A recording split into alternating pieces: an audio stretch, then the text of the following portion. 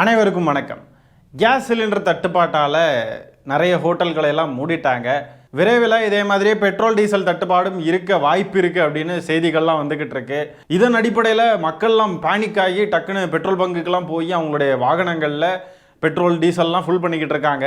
அதுலேயும் நேற்றுக்கு ராத்திரியெல்லாம் பார்த்தீங்கன்னா ஐயோ எல்லா பெட்ரோல் பங்க்லேயும் மக்கள்லாம் குமிஞ்சு 500 கணக்கில் 1000 கணக்கில் அட் அ டைமில் போய் வண்டிகளை கொண்டு போய் நிற்கிறாங்க பெட்ரோல் டீசல் ஃபில் பண்ணுறதுக்கு.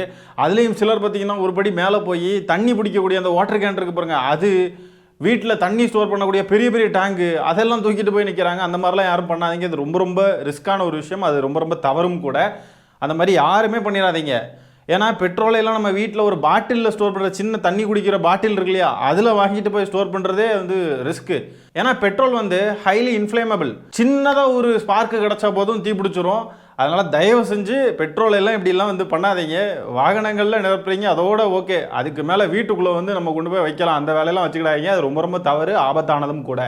ஆகவே மோடிஜி அவர்கள் அமெரிக்க அரசுடைய கைப்பாவையாக இருந்து தவறான வெளியுறவு கொள்கைகளால் சொந்த நாட்டையே படுகொலியில் தள்ளியிருக்கார் அப்படின்னு தான் நம்ம சொல்லணும். குறிப்பாக பாஜக ஆளும் மாநிலங்களில் தான் கடுமையான தட்டுப்பாடு எல்பிஜி சிலிண்டருக்கெல்லாம். மக்கள்லாம் ரோட்டில் சிலிண்டர்ஸை தூக்கிக்கிட்டு ஓடுறாங்க. என்ன ஒரு அவல நிலைக்கு பாஜக மக்களை எல்லாம் தள்ளி இருக்குன்னு பாருங்க.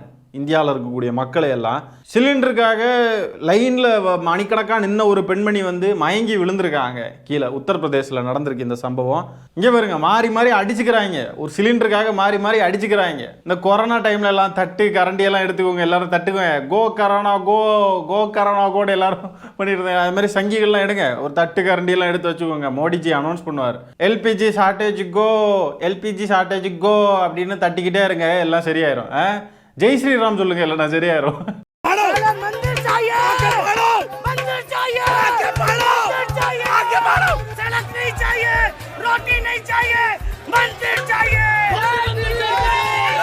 எங்களுக்கு ரோடு வேண்டாம், எங்களுக்கு சாப்பாடு வேண்டாம், எங்களுக்கு கோயில் தான் வேணும், எங்களுக்கு மந்திர் வேணும், மந்திர் கோயில் வேணும், அதை தான் சொல்லிக்கிட்டு இருக்கானுங்க.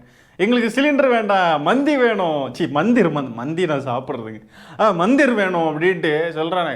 இவங்களுடைய ஆசைகள்லாம் இப்போ நிறைவேறி இருக்குன்னு தான் சொல்லணும். கோயில் கட்டணும், எங்களுக்கு வேறு எதுவும் வேண்டாம். அப்புறம் எப்படிடா வாழுவீங்க? கோயிலை மட்டும் வச்சுக்கிட்டு எப்படி வாழுவீங்க?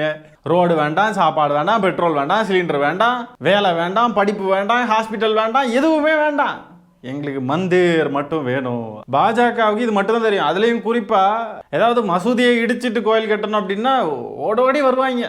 அதெல்லாம் சிறப்பாக செய்வாங்க பாஜக. வாழ்க்கைக்கு வளர்ச்சிக்கு ஏதாவது செய்வாங்களா அப்படின்னு பார்த்தா அதெல்லாம் வேண்டவும் வேண்டாம் இந்த சங்கிகளுக்கு. அதுதான் இருக்கிறதுலே ஹைலைட்டு. सिलेंडर 450 का था, 1100 का। देखिए वो सब चीजें छोड़ दीजिए, उनको दरकिनार करिए. आप ये देखिए कि हम कहाँ पहुँचे हैं वर्ल्ड स्तर पर. अगर हमें 5000 का सिलेंडर भी मिलेगा तो हम 5000 का सिलेंडर लेंगे, लेकिन मोदी योगी को वापस लेके आएंगे.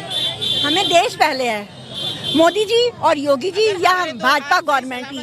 हम कमा के खा लेंगे, 5000 का सिलेंडर ले लेंगे, 500 रुपये लीटर पेट्रोल. எனக்கும் ஒன்றும் புரியலை. எனக்கு ஏதோ புரியுதுன்னு மட்டும் நினச்சிடாதீங்க. அது யாரோ பதிவு போட்டிருக்காங்க, அதை டிரான்ஸ்லேட் பண்ணி சொல்கிறேன். அந்த ஜேர்னலிஸ்ட் கேள்வி கேட்குறாங்க, இந்த மாதிரி எல்பிஜி ப்ரைஸ் அதிகமாகிடுச்சே, என்ன நினைக்கிறீங்க அப்படின்னு கேட்டதுக்கு, அதெல்லாம் ஒன்றும் பிரச்சனை இல்லை, எங்களுக்கு மோடி வேணும், ஏன் அப்படின்னு கேட்குறாங்க. உடனே எல்பிஜி 5000 ரூபா ஆனாலும் பரவாயில்ல, எங்களுக்கு மோடி தான் வேணும் அப்படின்னு கேட்குறாங்க. இப்படிப்பட்ட சங்கி தொண்டர்கள்லாம் இருந்தால் மோடிஜி பின்ன ஜெயிக்காமல் என்ன செய்வார்?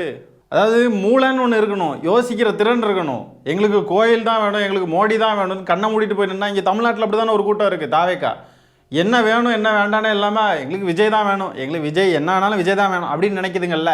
விஜய் எத்தனை பேரை கொண்டாலும் பரவாயில்ல, விஜய் யாரு கூட உறவு வச்சிருந்தாலும் பரவாயில்ல, விஜய் எப்படிப்பட்ட ஒரு மனுஷனாக இருந்தாலும் பரவாயில்ல, எங்களுக்கு விஜய் தான் வேண்டும் அப்படின்னு நினைக்கிற ஒரு கும்பலை மாதிரியே தான் இந்த சங்கி கூட்டமும் வடநாட்டில் இருக்குது.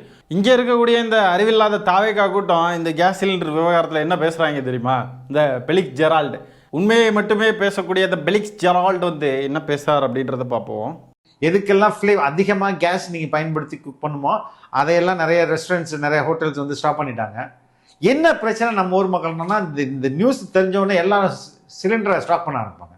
தட் இஸ் ஏன் குக் பண்ணி தான் சாப்பிடணுமா? Methods we can eat without cooking. Fruits வாங்கி சாப்பிட்டுக்கலாம், வெஜிடபிள்ஸ் வாங்கி சாப்பிட்டுக்கலாம். ரொம்ப நாள் சஸ்டெயின் ஆக முடியாது. ரைட், முடியும். நம்மளுடைய என்னமா நம்மள இண்டக்ஷன் ஸ்டவ் இருக்கு.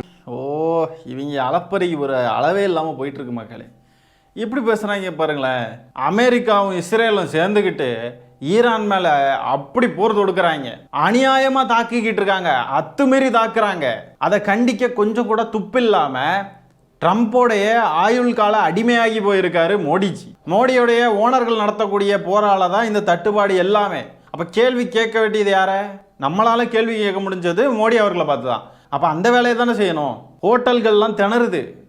எப்படி ஹோட்டலில் ரன் பண்ணுறது, வேலை செய்கிறவங்களுக்கு எப்படி சம்பளம் கொடுக்கறது, நம்ம எப்படி வருமானம் பார்க்குறது, நம்ம வருமானமே டோட்டலாக நின்று போயிருமே, அது இதுன்னு ஹோட்டல் நடத்துகிறவங்க, சின்ன சின்ன கடை போட்டு வாழ்கிறவங்க கூட வந்து பாதிக்கப்பட்டிருக்காங்க. வீட்டு சிலிண்டரும் வந்து சரியாக கிடைக்க மாட்டேங்குது, அதுக்கான கால அவகாசத்தையும் தள்ளி போட்டிருக்காங்க. இப்படியெல்லாம் வந்து ஒரு சூழல் இருக்கிறப்போ இவங்க பேசுகிற பேச்சை பாருங்களேன். ஃப்ரூட்ஸ் சாப்பிட்டு உயிர் வாழலாம்ல, அது என்ன குக் பண்ணி தான் சாப்பிடணுமா? என்ன இதெல்லாம் வந்து இதுதான் இலைட்டுத்தனமான பேச்சு. இப்படியெல்லாம் பேசுறதுக்கு எவ்வளோ திமிர் இருக்கணும். ஒரு சாதாரணமான ஏழை எளிய வீட்டில் உள்ளவங்களோ, ஒரு மிடில் கிளாஸ் வீட்டில் உள்ளவங்களாம் எப்படி வாழுவாங்கன்றது கூட தெரியாம தான் இவங்க எல்லாம் இருக்காங்க. மேட்டுமைத்தனம் அப்படியே நிரம்பி வழியுதுங்க தாவேகா காரணங்க கிட்ட. பாஜகவுடைய குரலாக தான் தாவேகா ஒலித்து கொண்டே இருக்கிறது. பாஜகவை எதுவும் கேட்க மாட்டேங்க. இதுவே திமுக சம்மந்தப்பட்ட விஷயமா மட்டும் இது இருக்கணும். இந்நேரத்துக்கு சலங்கையை கட்டிக்கிட்டு என்ன ஆட்டம் போட்டிருப்பானுங்க, குதிச்சு வானத்துக்கு மூவிக்கும் என்ன குதிச்சிருப்பானுங்க இந்த மடக்கு ஊதிகள். இந்த நிம்மி மாமியாரை பார்த்து வெங்காயம் விலை ஏன் ஏறுது அப்படின்னு கேட்டால், நாங்கள்லாம் வெங்காயம் சாப்பிட்றதே இல்லையே அப்படின்னு சொல்கிற மாதிரி தான் இருக்குது இவர் பேசுறது. அதோடைய ஆம்பளை வருஷனாக தான் இருக்குது இந்த தாவேக்காவுடைய பலி சரால்ட்டு பேசுறது. இப்படியெல்லாம் மக்களை பற்றின அடிப்படை புரிதல் கூட இல்லை. சாதாரண மக்களுடைய வாழ்க்கை எப்படி இருக்குன்றது கூட தெரியாமல் இருக்காங்க. இவங்க கையில் ஆட்சியை கொடுக்கணுமா? மக்களுடைய வேதனையும் வலியும் மக்கள் எப்படியெல்லாம் வந்து வாழ்வாங்கன்றதே தெரியல. எனக்கு இப்போ நம்ம காங்கிரஸ்காரங்களை பார்த்தே ஒரு கேள்வி கேட்க வேண்டியது இருக்குங்க. காங்கிரஸ் ஆட்சி காலத்தில் கேஸோடைய ரேட்டு லைட்டாக ஏறினதுக்கே வந்து பாஜக காரனுங்க ரோட்டில் போய் உட்காந்தானுங்க. இப்போ கேஸு தட்டுப்பாடு, கேஸு கிடைக்கிறதுலே சிக்கல். இப்படி ஒரு சூழ்நிலையில் பண்ணையார்கள் என்ன பண்ணணும்? இறங்கிவே போராடணுமா இல்லையா? எங்களுக்கு ஆட்சியில் பங்கு வேணும், அதிகாரத்தில் பங்கு வேணும், இப்படிலாம் வந்து கேட்டுக்கிட்டு மிரட்டிக்கிட்டு விஜய் கூட போயிடுவேன், இல்லை நான் விஜய் கூட போயிடுவேன் இப்படி வச்சுக்கிட்டு இருக்கிறதுக்கு பதிலாக இது மாதிரி இந்த நேரங்கள்ல எல்லாம் வேலை பார்க்கணுமா இல்லையா? பாஜக எதிர்த்து ஏதாவது போராட்டம் நடத்தணுமா இல்லையா? ஏதாவது செய்கிறாங்களா பாருங்க, அமைதியாக இருக்காங்க. வெறும் ட்விட்டர் பதிவுகள் மட்டும் போட்டுக்கிட்டு ஓடி போயிடுறாங்க, வேற ஒரு வேலையும் செய்ய மாட்டேங்கிறாங்க. ஆகவே இந்த பெட்ரோல் பங்க்லாம் போய் கேன்னா தூக்கிக்கிட்டு இதெல்லாம் போய் பிடிக்கிற வேலையெல்லாம் வச்சுக்காதீங்க. இந்த விஷயத்தில் சில பேர் சில வதந்திகளை வேற பரப்பி விடுறாங்க. பெட்ரோல் தட்டுப்பாடு ஆயிடுச்சு அப்படின்னு சொல்லி வதந்தி பரப்புறாங்க. இப்போதைக்கு ஆகலை, இனிமே ஆக வாய்ப்பு இருக்கு அப்படின்னு தான் நம்ம வந்து கணிக்க வேண்டியது இருக்கு. ஆனால் சில பேர் எப்படி வதந்தி பரப்புறாங்கன்னு பார்த்தீங்கன்னா, பெட்ரோல் வந்து லிட்டருக்கு 200 ரூபா ஆயிரும் 300 ரூபா ஆயிரும் அப்படின்னு சொல்லிட்டு மக்களிடையே வந்து பயத்தையும் பதற்றத்தையும் வந்து உண்டாக்கும் விதமாக வதந்திகளை நிறைய பேர் பரப்பிக்கிட்டு இருக்காங்க. அதை தயவு செஞ்சு நம்பாதீங்க. பெட்ரோல் ஒரு வேளை அப்படியே விலை ஏற்றுவாங்கனாலும் சின்ன அளவில் ஏற்றுவாங்க, அதுவே நமக்கு வந்து பெரிய தலைவலி தான். இருந்தாலும் அந்த சின்ன அளவில் ஏற்றுவாங்க. ஆனால் இவங்க சொல்கிறதையெல்லாம் நம்பிக்கிட்டு 200 ரூபா 300 ரூபாலாம் நம்பிக்கிட்டு நீங்கள் யாரும் பதற்றப்பட வேண்டாம்.